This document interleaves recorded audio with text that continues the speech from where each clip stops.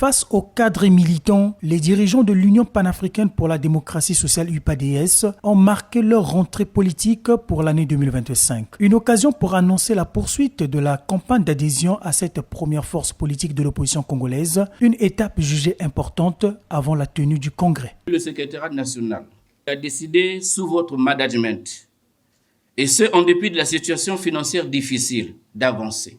La poursuite de la campagne d'adhésion et de règlement au parti dans la zone numéro 3, comprenant la cuvette ouest, la Likwala, la Songa et Owando en janvier 2024. Il s'agit de faire le point de cette activité que nous avons commencée depuis et qui a donné des résultats.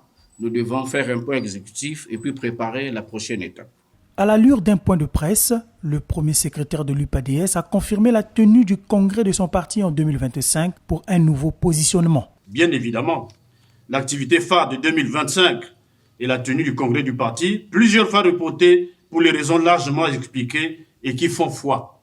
Plus qu'un simple renouvellement des instances, le congrès que nous souhaitons se tenir dans les conditions optimales sera un moment crucial en vue du repositionnement du parti dans le microcosme politique national, afin qu'il se donne une nouvelle fraîcheur et se lance à la reconquête de son espace de prédilection.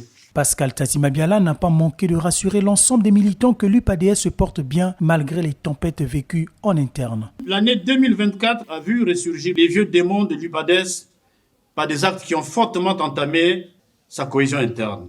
Heureusement, contre les prédictions des piètres oracles, le gouvernement a été bien tenu, évitant au parti le naufrage que les oiseaux de mauvais augure prédisaient inlassablement. Par conséquent, il revient aux militants, juges objectifs de l'action du parti, d'infliger à ces derniers la sanction qu'ils méritent.